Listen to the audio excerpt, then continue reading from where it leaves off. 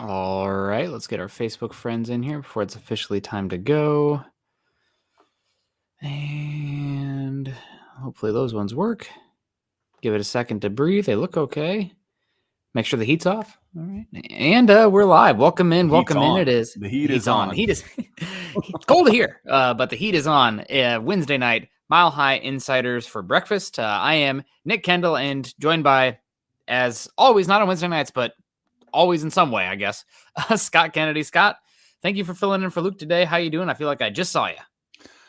Yeah, but this is first day with Broncos, so we're going to talk some Broncos today and dig into a little bit of the Tennessee Titans. We'll also talk a little bit Dre'Mont Jones, KJ Hamler, injuries, all kinds of stuff going on. It's never. I feel like some teams are kind of boring, and there's always something going on with the Broncos. I don't know if it's more coverage or what, but there's always something going on with the Denver Broncos. Yeah, even when they are, not in the positive limelight, the Broncos are still in the limelight, and everybody in the limelight in here, you guys coming in hot. We got a super chat right away before the show even started here at 5:59 p.m. God bless you. Chris Chance is coming in saying, Scott and Nick, how do you guys feel about Sunday's game? Scott is still the best in the business. Don't forget, Nick. I won't forget, Chris. Denver Broncos for life. We'll talk about that game even more tomorrow morning for the Broncos for breakfast, so make sure you tune in for that. I'll be wearing this hat instead, but that's the only difference. No, but yeah, I'm nervous about the game, no doubt. I think the Titans have one of the best defenses in football. Just going over their data, they are one of the best run defenses in football, and the Broncos have been horrible on first and second down this season, specifically running the football. When does the Broncos offense look the worst? When they are third and forever long, on top of penalties. I'm nervous. How have the Denver Broncos responded against physical teams in the last season and a half? Teams that have lined up and wanted to go toe to toe with them. How have the Denver Broncos responded? I feel like it was more of an issue last season, but you haven't played that many of them this year. Yeah, the 49ers are the only ones. The Broncos squeaked out a win. But yeah, we've been out physicaled at the lines of scrimmage and even on the perimeter. I mean, the toughness is not carrying over with the skill position guys either sometimes. I don't like the matchup. We'll get into it a little bit more, but I think this is a game that especially at home, team that's looking to play, playoff division leader, looking to positive momentum. I don't like the matchup for the Denver Broncos, and we'll get into why as we move forward. Yeah, no, absolutely. Thank you so much, Chris, for coming in. Good to see you. We got Dylan Von Arks in the house saying, "Sup, Broncos country." Make sure you guys hit the like button on the way in, share, and subscribe if you haven't already. Todd Ostendorf's in the house. Good to see you, Todd. We got Nugmaster224 saying, "Listening since before the Bulls draft when this pod went by a different name. Love the pod. I get ripped apart on the live chat for being skeptical about Hackett and Wilson being a good move. We're not going to rip you apart. And different name. I'm not sure. Maybe it was we have a lot of different show names on here, but also comes in and saying, also got exiled when I thought we should have kept Fangio. Groupthink is no joke. With that said, love the podcast, and you guys keep up the great service. Keep it up." Well, thank you so much, Nugmaster. I don't recognize the name, but you are more than welcome in here. As long as people are respectful, you can have different opinions, but when it gets personal, that's when issues arise. We try to keep it pretty respectable in here. Yeah, the way I always try to say it is prove somebody to be an idiot. Don't call them one. Yeah.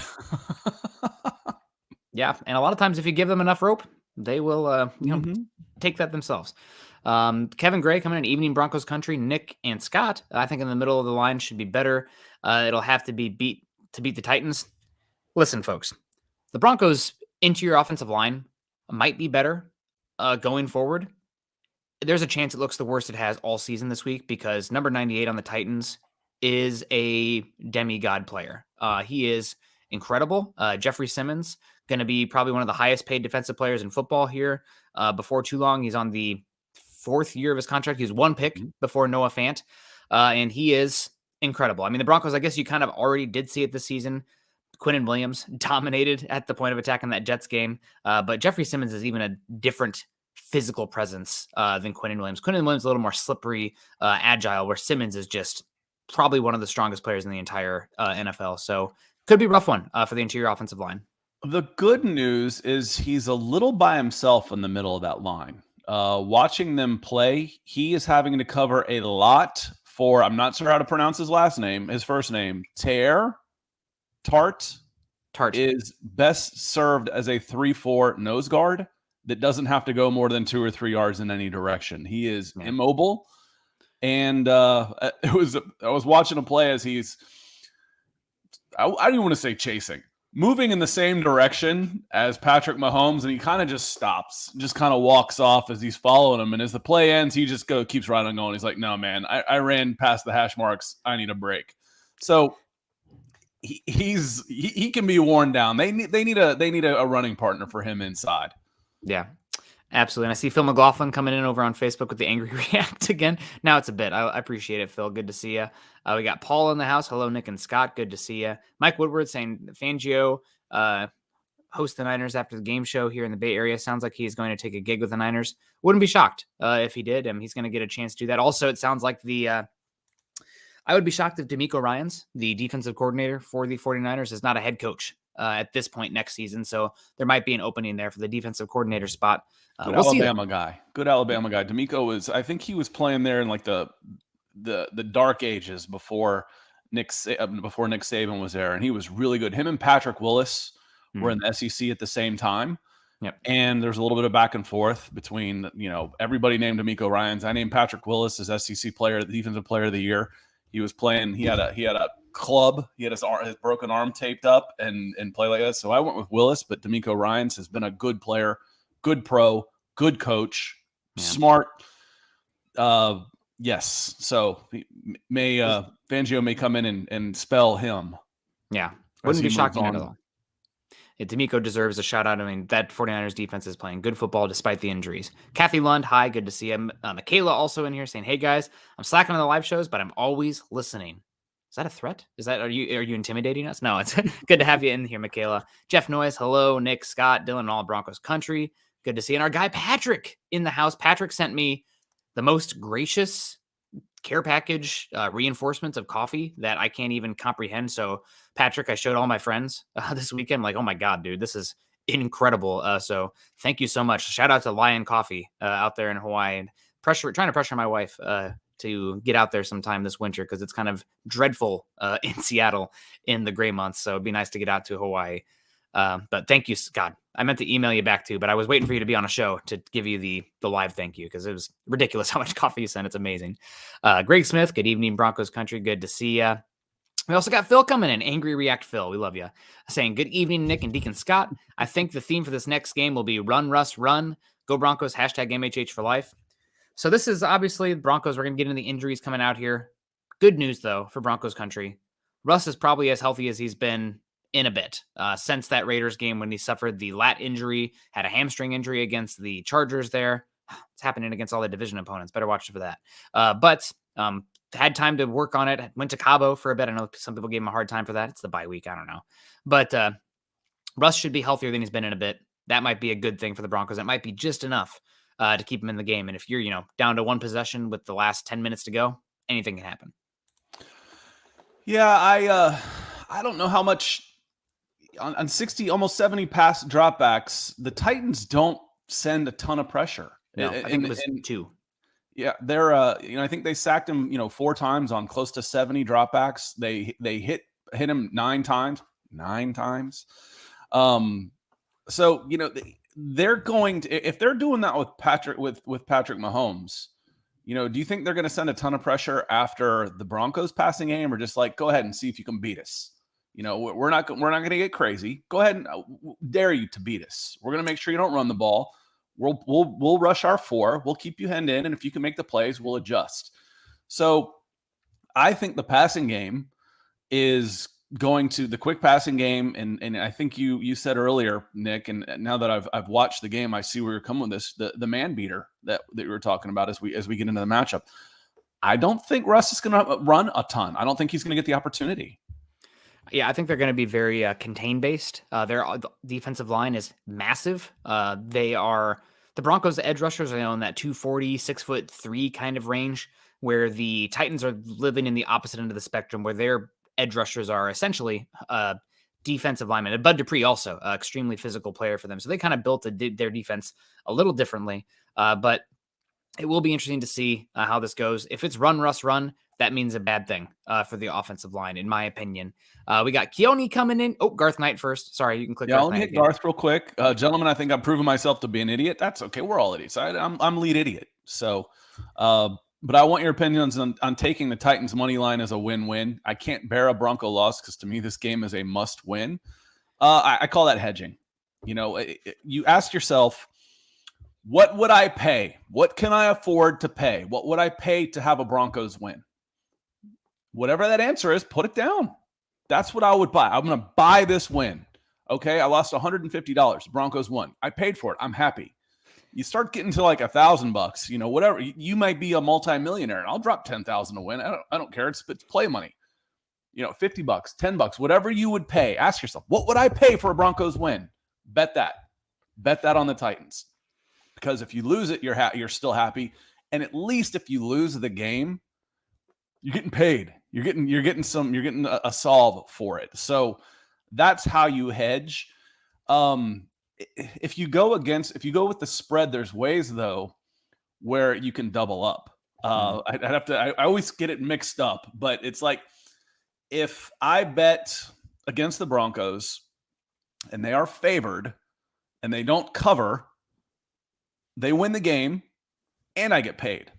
Great. That's the way to go. But if you want to go straight up money line, I've done it before. I couldn't stand the Lakers. Hated them. I bet them to win every time. I'm like, I'm just going to bet them to win. If they're going to win, I'm going to get paid for it. I bet against the Braves. I called it insurance. I put $200 in Game 6, Braves Dodgers.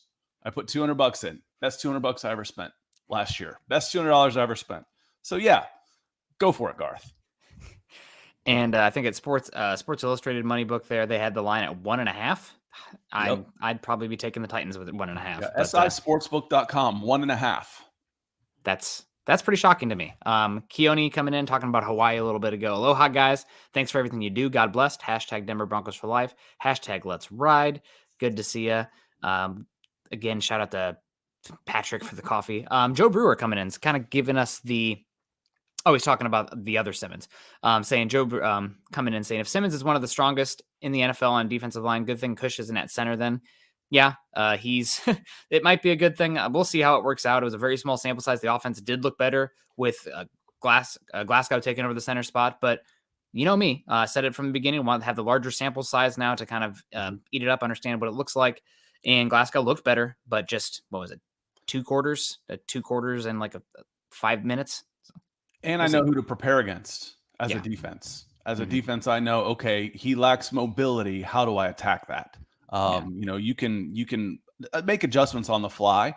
But again, you know, I kind of made a snide comment last night about the mobility, you know, in the chat. I'm like, you know, a reserve safety has better mobility too, but it doesn't matter if you're getting whipped at the point of attack. It doesn't matter. I don't care if you can get out to the second level if you can't hold your own at the first level.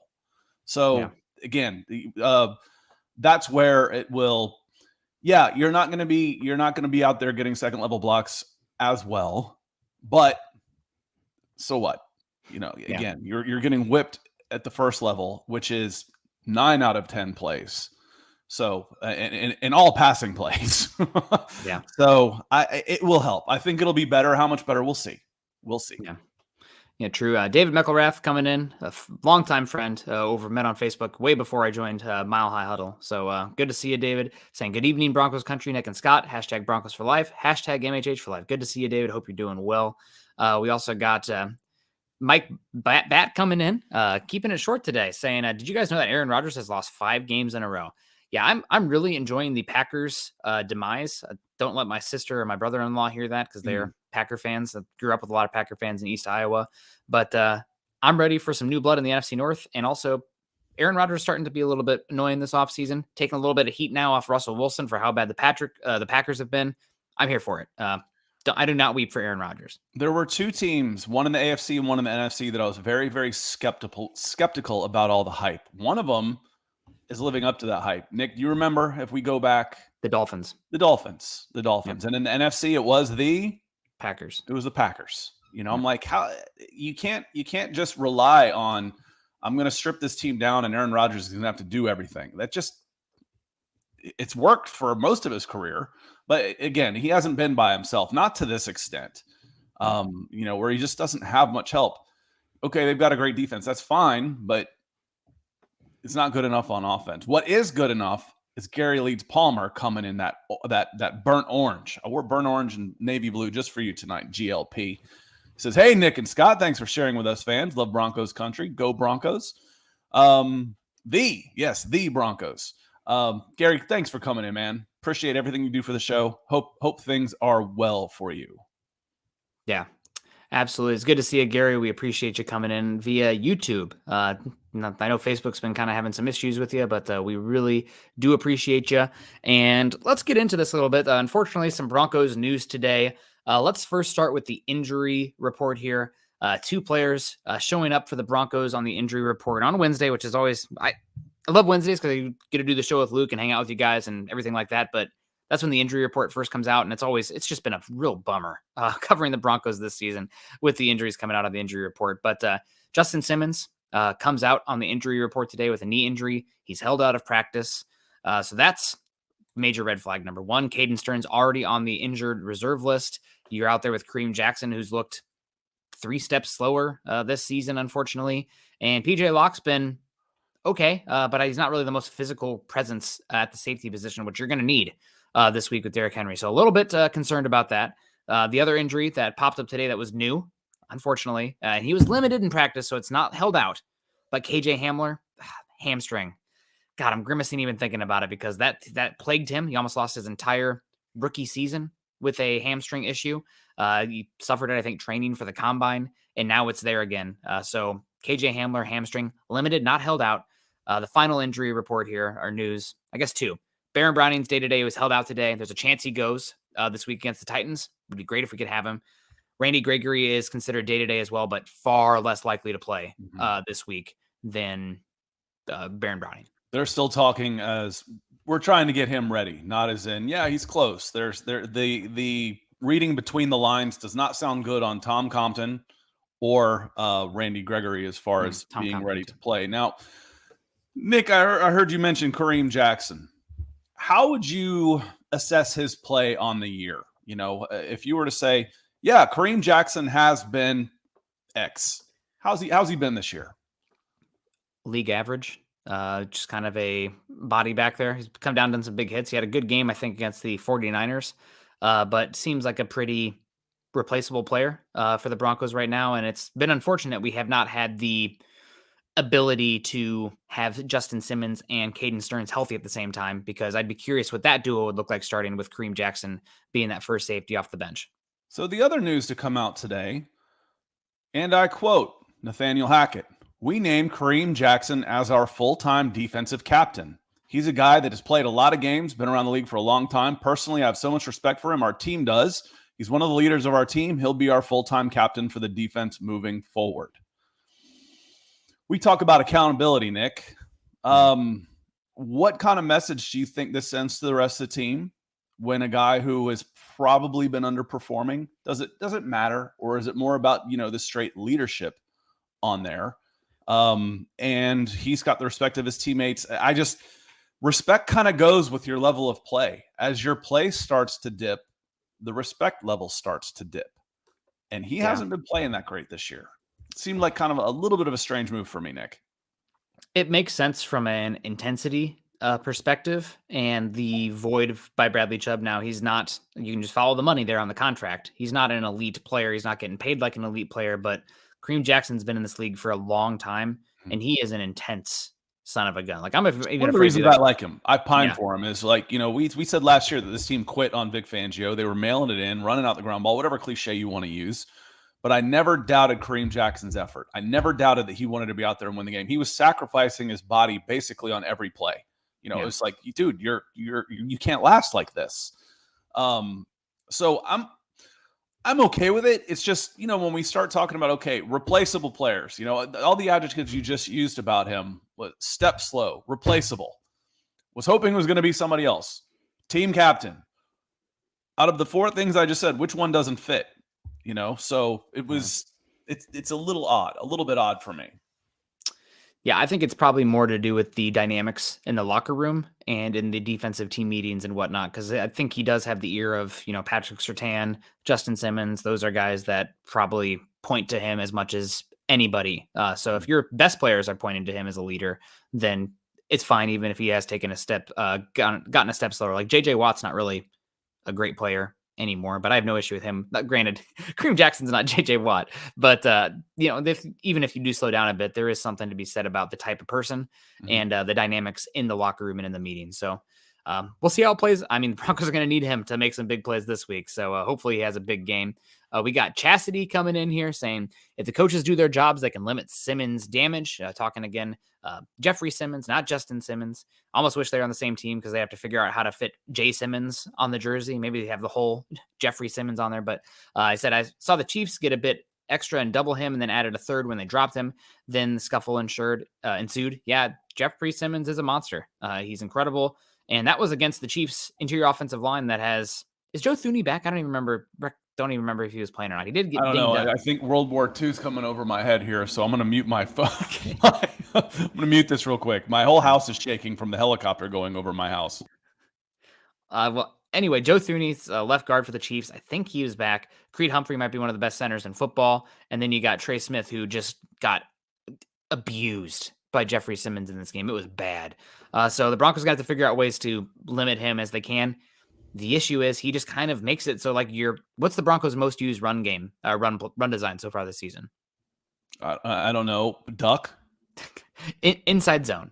Inside zone has been their most utilized run play, and inside zone or any sort of ISO play is probably out the window with Glasgow, Reisner against Jeffrey Simmons. You're going to have to figure out how to need to be creative with your run game while also protecting Russell Wilson. So it's a tough spot for this Broncos offense. But Chastity's right. Chastity's right in saying, they went a little bit extra on him. Yeah, he's going to command a double team every time. And his running mate next to him isn't all that good. He's probably hard to move. So, I would imagine because he is big, he is wide, he is slow. Perfect 3-4 guy. So, yes, you're going to have to get a little creative on him. And, Glasgow, you know what? Glasgow Miners, this is a guy that's Miners is perfect for. When we think of all the reasons why you want Quinn Miners in the lineup, it's to go against a guy like Simmons, not some finesse guy. I mean, Simmons has all that. That's why he's so good. He's everything. But if I'm going, okay, some of y'all are old enough to remember a guy named Jumpy Gathers.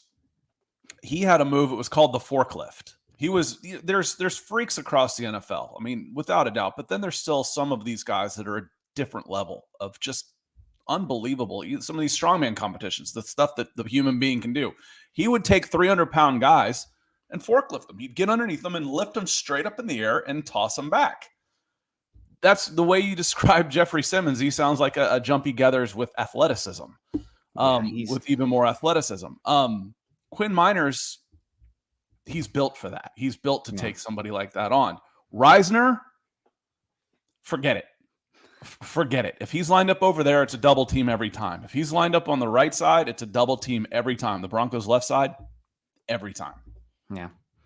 Michael Ronquillo coming in saying, good evening, Nick and Scott on the Mile High Insiders. Go Broncos. Good to see you, Michael. Always a fan of you joining us today. Always appreciate the kind words on Twitter after the shows. We got Benjamin Flores saying, howdy, men. Good to see you.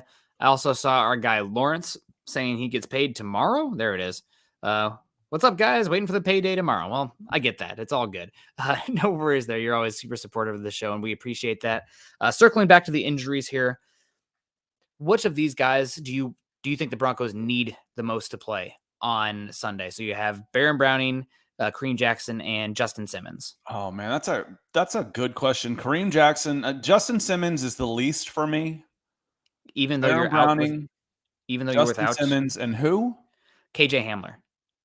And Hamler. Oh, that's a good question. You need them all. God, that's the reality. You may end up needing Justin Simmons the most for the one in the middle of the defense. If it was I need somebody up the spine of my team more. I don't know. That said, the edge, Derrick Henry taking that quick stretch play is filthy. So maybe Baron Browning setting an edge, which isn't exactly his absolute strong suit. We're talking about an inside linebacker who's playing edge, not necessarily a 260-pound defensive end playing edge. That's tough. I mean, you'd like it to be Hamler, but it's not. I'm going to go Hamler. Yeah, I think you it's need not. all the offense. You need every single bit of offense you can. Kendall Hinton. If Hamler wasn't there, also, what's he have? 4 catches this season? 6? But each of them is like for 50 yards. Yeah, probably not. It can't be a guy that hasn't played. It cannot be. We'll see. We'll see. Like I said, you'd love for it to be. Yeah. You'd love for it to go, okay, Hamler was back and he was playing and he finally broke out 8 catches for 120 yards and 2 touchdowns. Well, I mean, I only remember 2 catches. So I'm going to say it's probably like 6. I think he has about 8. But I think his yards per reception is probably over 30 yards. So he's a big play receiver. And also how they're playing games with Hamler and Dulcich. In this offense, so he's a busted play receiver. He's not necessarily a big play receiver. And it doesn't have to be, this stupid thing just locked up. Did it kill my whole browser? All of this, the Pro Football Reference has gone bananas on their ads. I'm going to have to do a blocker or something. He's got 7 catches for 165 yards in 9 games. You're right. It can't be KJ Hamler. He hasn't done anything. Yeah. He hasn't proven that he needs to be in that conversation. Yeah, you're right. This is just the offense can't take.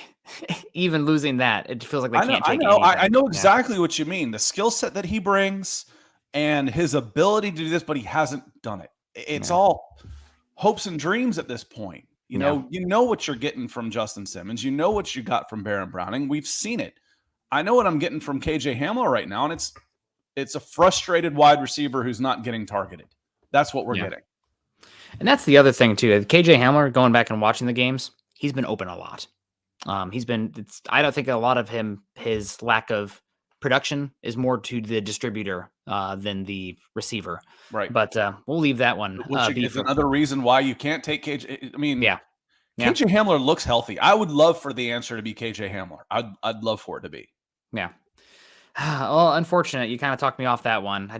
This offense is so anemic that it hurts to even lose anything more. But Glenda Lee coming in, he's coming in saying, funny to see you two so frustrated on so many levels. It's because we love our Broncos unconditionally. Yeah, I mean, it's been a frustrating season, but still got half the season to go and a lot of things that can happen still. So we'll see what happens. But right now, the Broncos are definitely up back against the wall. We'll find out what they're made of and how tough they are and how much they want to play for their coach.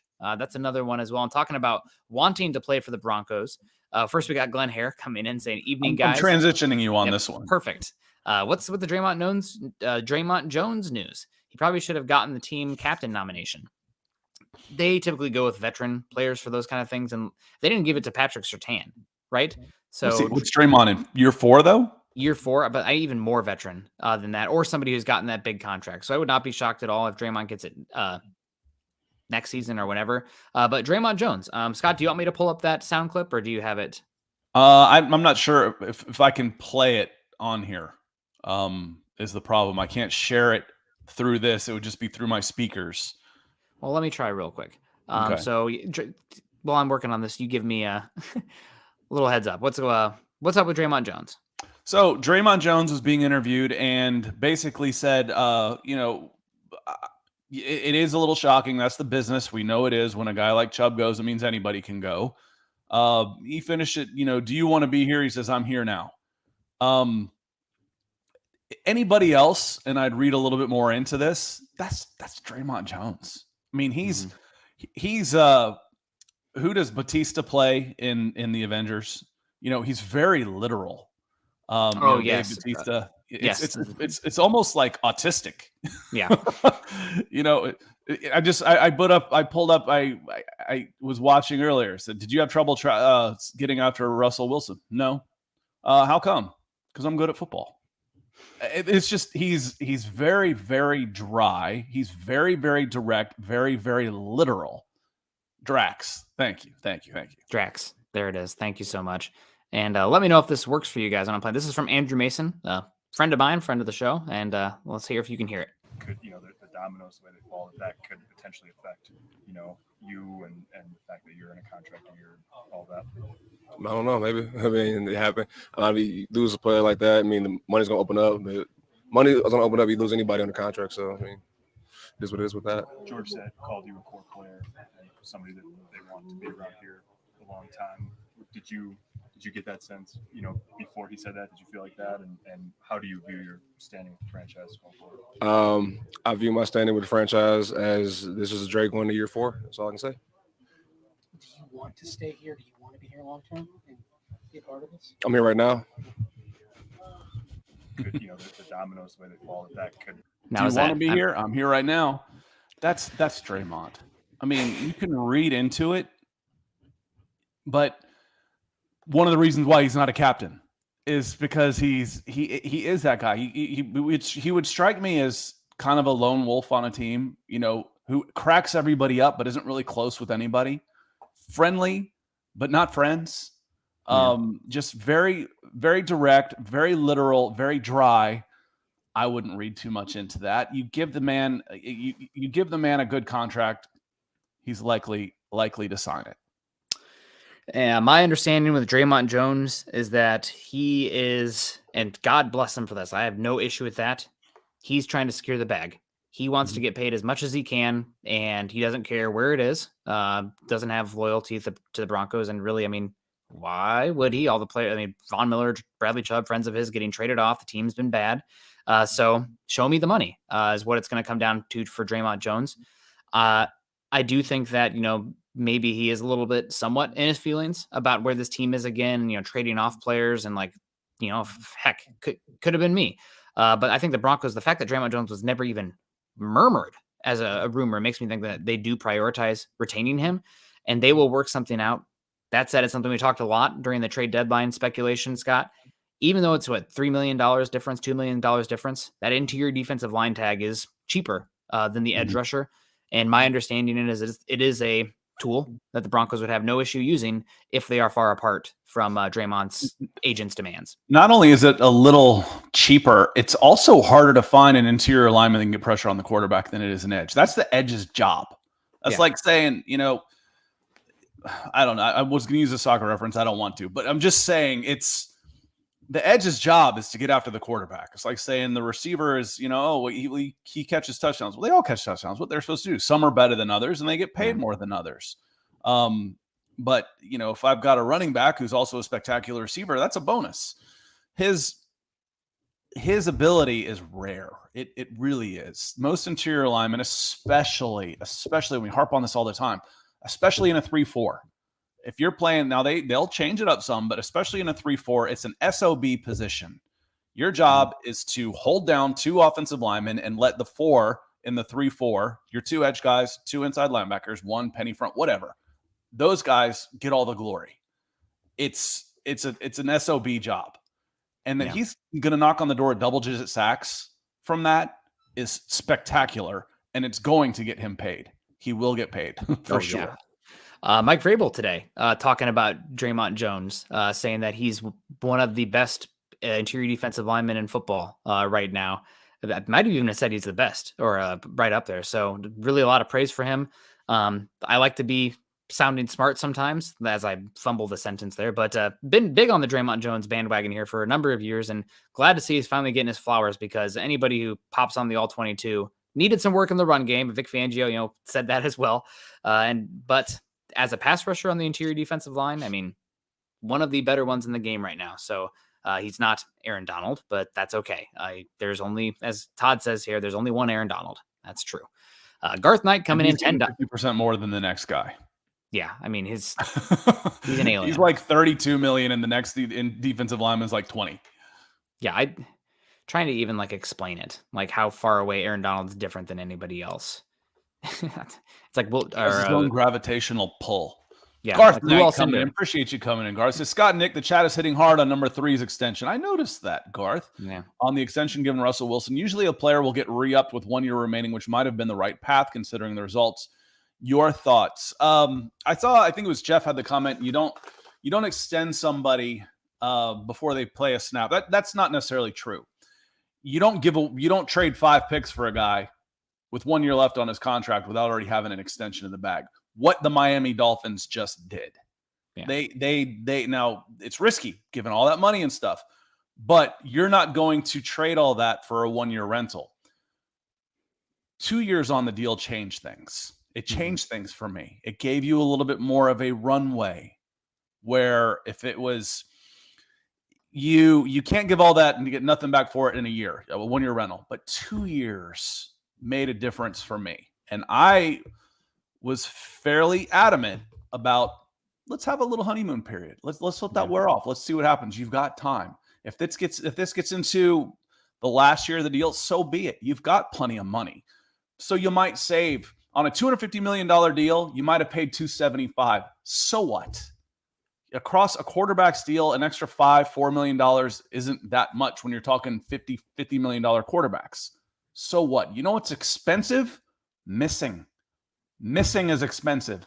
Paying 50 instead of 45 on a guy that you want isn't expensive. Paying 50 for a guy you don't want is expensive. So yes, I was, for Russell's sake, who's signing the rest of his career away, for the Broncos' sake, who are committing 4 or 5 years to one guy, I wanted to have a little bit of a honeymoon period. I was okay with them waiting for a year. Yeah. I was okay with it getting it done just because I didn't want it to be a distraction. And also the contracts that are going to come this offseason for Joe Burrow and Justin Herbert are going to reset. Mid-20s. What was that? 20-something guys. Yeah. You know, guys that are 25 or 26, not 34. They're still going to be brought to the table and be negotiated and going to change what the market looks like. And maybe now Tua as well. But it's obviously in hindsight does not look very good, but it is what it is. And the Broncos are married to Russell Wilson for the next 3.5 seasons still. So yeah, and if that was what I was saying all along, if I missed on something, I'll tell you I missed. You know, it's okay. The only way you're not going to be wrong is to not try and predict the future. You know, so that we're going to be wrong plenty. This was one I said for both of your sakes, not just for the Broncos, but for Russell Wilson's sake. You know, find out that you want to be here before you commit the rest of your career to this franchise, because that's what he did for the most part. Yeah. Phil McLaughlin coming back in with some stars, going back to the which of the players do you not want to miss? He says Judy, Dulcich, and Sutton. Also, he would take Browning out of those three, because those are the three that were on the injury report. Looking at those guys now, that said, Cameron Fleming, quad, did not participate either. He might be my answer. Yeah. Which guy do I not want to miss? Cam Fleming. God, that just leaves it feels like I'm soap in my mouth having to say that. What did we say? When we said at the beginning of the year, who are the guys other than Russell Wilson that you can't afford to lose? And in essence, we're expecting competency out of Russell Wilson. In a sense, you've lost Russell Wilson this year. You don't have him, and you see the results. The second guy for me was a tackle, was Garrett Bowles. Was Garrett Bowles the guy that you could least afford because there wasn't that much behind him? Well, Fleming's been okay. He's been NFL quality. If he goes down, then what? At tackle. Then it gets a little scary. And to be fair, Calvin Anderson had a pretty good game against the Jags. They did not run to his side, didn't have much success doing that. It's going to be harder for him in this game. Maybe not in the pass rush department, but in the run blocking department. So we'll see. My answer was Patrick Surtain to that one. He's the straw that stirs the drink for what the Broncos do entirely on the defensive side of the ball. And it's don't lose Patrick Surtain. But keeping it going here, we got Andrew Lampy coming in here saying hello. Hope everyone had a wonderful hump day. Is today Wednesday? I don't even know. My days are all mixed up. I think it is Wednesday. Scott, is it the morning? Like what's going on? It felt like Thursday all week for me. I think the baseball schedule, my son threw me off. They went to bracket play on a Saturday night and got eliminated. Bracket play is always Sunday. It's always Sunday. So Saturday I got thrown off. But yes, happy hump day. That means we got football tomorrow. Falcons at Panthers, the battle of I-85 and two powerhouses of the SEC. What division is it? I'm blowing it. NFC South. Yeah. NFC South. Thanks for the stars, Andrew. Appreciate you being here and the well wishes for everyone as well. And a lot of you, depending on where you're watching, have some hump day left. Mine's about over. Yeah. Mine's about over. Mine's coming down, coming to a winding up here. And we got Colin Woods talking about starting to wind up the show here, saying, I don't know if we'd gotten Rodgers, if things would be any better. I think things would be worse if you had gotten Rodgers. I know that it's kind of the somewhat of everybody clowning Russell Wilson for being corny, but I think the stuff with Aaron Rodgers and management and his teammates is concerning. I also think there's a chance that Aaron Rodgers could call it quits at any moment. I think that Russell Wilson's going to fight back and try to salvage things here. And you probably would have had to given up more draft picks and paid a bigger contract to keep or pay or bring in Aaron Rodgers. So both of them have been disappointing. I think that Russell Wilson has more offensive personnel help than Rodgers has right now, given their wide receiver issues, but you paid less. And that's, you never want the argument to be which one is the better one to have, the one you paid less for. But that's probably what it is right now with Rodgers and Wilson. Yeah. I mean, going back in hindsight, hindsight says the Broncos would be better off if they hadn't made this trade and signed this contract. Probably right now, that's the way it looks for sure, without a doubt. But at the time, again, not afraid to say when I was right, admit this looked like a good move. Getting Russell Wilson, you were getting a massive upgrade at quarterback, 8-time Pro Bowler, 9-time somewhere in that still relatively young, several years younger than Aaron Rodgers. Probably didn't cost you as much in draft capital, even though it was still a lot to give up. It was like I said, there was some folks all around that said that it was fleecing the Seattle Seahawks. I never felt that way. That was a good deal for the Seahawks. Guy with 2 years on his contract, 33 years old, and wanted out. That's a good deal.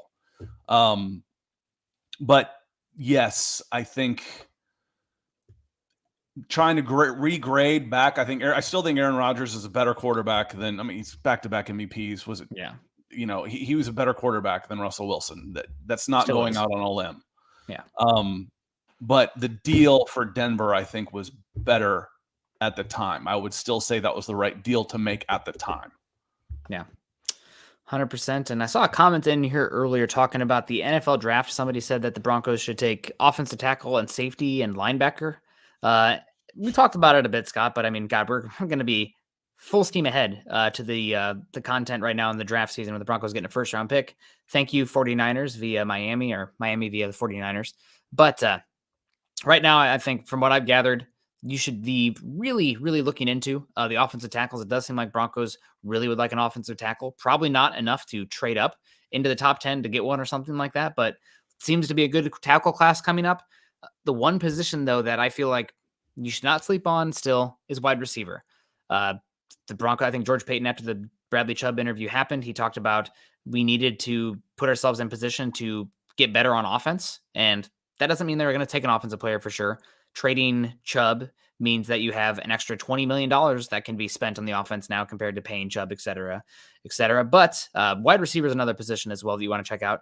What do you think about the linebacker and safety spot there, though? Scott, is that one that's kind of over your head right now, or is I think linebacker's okay, as far as where you are. You might need to re-sign some guys or whatnot, but I don't think it's a dire need. Again, first round, I want a premium position to maximize my contract value. Mm-hmm.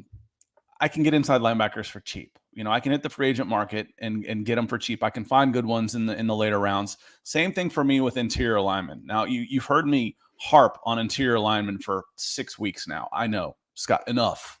That horse is beaten. You got it. I know. Well, why wouldn't you go that way? Because I don't need to go in the first round for a guard or a center. I can go second, third, fourth and get quality at those positions. So in the first round, if I really like a guy on down the line, sure, I'd like an inside linebacker or safety, but they're not high on my list of needs right now for how do I make this team better right now. Yep. 100%. I'm with you as well. I feel the same way, maybe even more so. I think safety is more valuable than that linebacker spot, but where the Broncos are at, not unfortunately, you have Caden Stearns, Justin Simmons. You feel okay about that next season. We got Denver Luke 1 coming in saying, good evening, Nick and Scott. This is Luke Wright from YouTube. Well, good to see you over on Twitch. Thank you so much for joining us today, and we appreciate you. Shout out to our Twitch guys. We got Steve Lazewski coming in saying hi. Good to see you, Steve. That's a It's a cute doggo you got there. I can't tell if it's a golden retrievers or not, but cute, Oh, cute that's jowls. a big golden. It looks like a big golden. Looks like my buddy there. I also saw that Kayleon Green was in the house too, saying, yo, where'd that go? I wanted to shout out to Kayleon. Don't see it. If I see a Kayleon, oh, there you are. Boom. Kayleon Green. Yo, always coming in supporting us. Good to see you, Kayleon. And of course, we got Naj coming in, $20, flashing orange, $19.99, saying, I still believe Wilson will be one of the greater pickups in Bronco history. Hell yes. That's a little bit of too doom and gloom in here. We need this injected in our veins. He's been destroyed over an 8-game snapshot. The number of people who have come after him is unlike anything I've ever seen. I think he will respond. The only time I can ever remember people coming at a quarterback this strongly for being bad or washed or done was the last season of Tom Brady in New England, in the Patriots. A lot of people were dancing, thank God this guy's over. Like, going to be great. Everything wins. But then Tom Brady went to Tampa Bay, reinvented himself, and still playing pretty darn good football. So definitely, I don't think we're not writing the final chapter on Russell Wilson right now. And I think it will get better. It happens with a lot of them, honestly. There's, especially in the media, there's envy of professional athletes. It was never more evident than during lockdown and during that type of thing, that the people doing the writing don't necessarily like the people they're covering. So when they start to slip, there's a little, you're becoming human like the rest of us moments. So it happens with a lot of them. It's overused, but Harvey Dent saying, okay, so you either die a hero or you live long enough to see yourself become the villain. That's kind of where it goes. There's very few that walk out of there on top, very few. And the Broncos have been fortunate enough to see it happen. It doesn't happen. No. You've seen it happen. Doesn't happen anywhere else. Everybody else hangs on for one season too long, maybe more. Yeah. And think Brett Favre. Brett Favre was getting dragged the last couple seasons of his career. I could go on and on and on about that, about guys hanging on one too long. So, Naj, I want to see Russell Wilson be the best version of himself. For him, for you, for everybody. He's young. He can still be there for sure. A big start would be not having defensive linemen, and I won't even say defensive linemen, would not be having to take snaps out of the shotgun with his center in his lap. There's a start. If we can fix that, then let's see where we can go from there. Until that get fixed, nothing else matters. Yeah, this is going to be, we still got, again, half a season to play out, but it's going to be a long off season of football philosophy and team building talk, how to maximize Russell Wilson, because before, all the conversation was how we can build a nest or infrastructure around a quarterback that we can plant in here. And once we have that quarterback, we'll be good to go.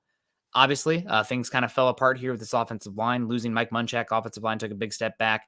The weapons have not lived up to the hype either. You lost maybe your most valuable offensive player this season in Javonte Williams, and a single season sample size, a running back can be that valuable. But it's where we are right now, and it's going to be an interesting offseason to try to figure this out, because you're married to Russell Wilson for at least the next 2.5 seasons. Maybe there's a situation where he's so bad there's a buyout, but you're probably talking about 2026 as the soonest you could probably get out.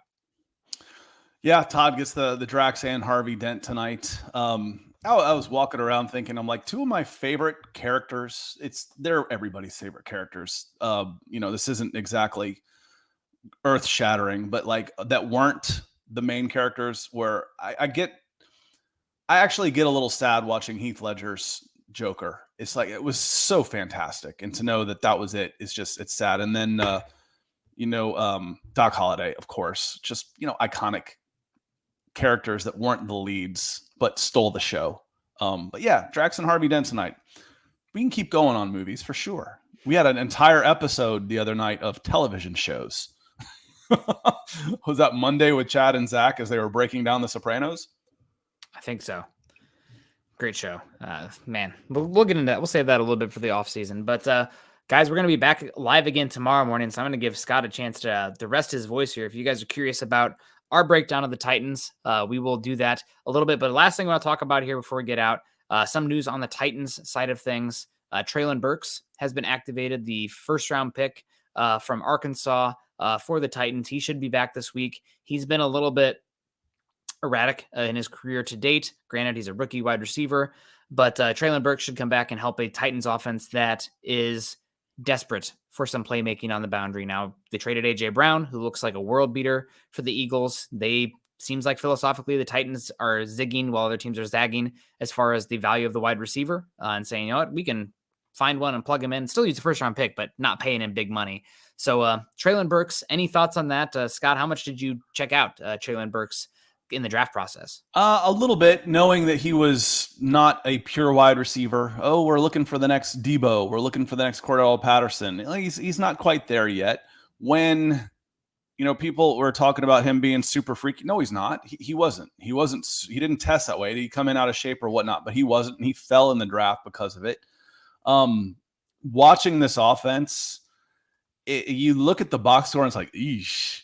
And then you watch the game, it was worse. It was worse than that. So Malik Willis was 5 of 16 for 80 yards in the first in the game.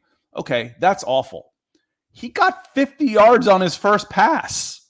He was 1 for 1 for 50 yards. The rest of the game, after his first pass, he was 4 for 15 for 30 yards. Are you kidding me? I mean, you better be Jamel Holloway or Tony Rice running the freaking wishbone, for God's sakes. That's horrible. I mean, it's just bad. I mean, he is an erratic as hell passer, without a doubt. That's why he fell. But that's still bad. I mean, they lined up Derrick Henry in the Wildcat. I'm like, okay, let's do that. If I was playing this game, I might do that and switch everything to do an option and run the bone, for God's sakes. Yeah. But And the offense, as bad as the passing game is, their defense is that good, and they can run the ball. That's 2 of 3 that the Broncos might not necessarily have. Yep. The Broncos are 1 of 3 right now. Good defense. They can't run the ball, and they haven't been able to throw the ball effectively. Yeah. Yeah, it'll be interesting. I mean, what a sicko game it would be if Malik Willis does play versus the Broncos. First one to 14 points wins, probably. But guys, it's going to have to wrap it up for today's show. We appreciate you so much. A little bit of bad news there on the Broncos injury front. We got Justin Simmons, the knee injury, out today. Baron Browning still working his way back with the hip, and KJ Hamler ending up on the top of the injury report too with a hamstring, and Jeff Noyes coming in saying don't have the picks to use on a wide receiver for the Broncos unless you trade one to get more picks. Yeah, I mean, there you go, Jeff. If Jerry Jeudy, who is available, goes for a second round pick, all of a sudden wide receivers on the board. Yeah. So don't write it off based on what you see right now. Hamler and Jeudy could be gone. We'll see how the rest of the season plays out with Sutton. If you're coming back with one of those guys and Tim Patrick coming off an injury, wide receiver is absolutely on the table. Yeah, 100%. They just need more dynamic ability out there. But offensive line, priority 1. You're picking players, though, not generic bodies at position. So got to figure that out. And Tim Patrick's coming off a serious injury, so I wouldn't be relying on him so much. Sounds like it was a far more serious injury than what Javonte Williams suffered there. As far as even if he's back, that's it's a question mark. Like I said, he is coming back. We don't know what shape he's going to be in, and you definitely won't know that in April. Yeah. You'll have a trend, but you won't know that in April, and you could move some of your wide receivers. So wide receiver is on the table for next year. Very, very possible. Yep. Again, especially when as much as it costs to try and re-sign or to add one in free agency, a plus wide receiver in free agency, draft them, man. Draft them. 100%. Well, guys, we appreciate you so much. Scott and I'll see you again tomorrow morning. But if you have any questions for us or want to hit us up on Twitter, make sure you're following us there. Scott is at Scout Kennedy, and I'm at Nick Kendell MHH. Also, make sure you guys are following us on our Twitter account at MHI_pod. And since Scott's here, also at BFB_pod. And also follow us at Mile High Huddle. If you haven't done so yet, join our Facebook groups and Facebook community at facebook.com/Mile High Huddle and facebook.com/Mile High Huddle pod. And as the ticker says there underneath, make sure that you guys subscribe and like and share over on YouTube. Like I said, Scott and I will be live once again tomorrow morning. We're going to dig much deeper into that Titans game. Probably spend almost the entire day on the Titans now since we had a chance to break down the news from today. But until then, you guys have a great rest of your day. Thanks again to Scott for joining us. Scott will be joining us again next Wednesday as Luke has some family obligations. Good for him being a dad. And we'll see you guys tomorrow. Choose compassion and kindness. Go Broncos.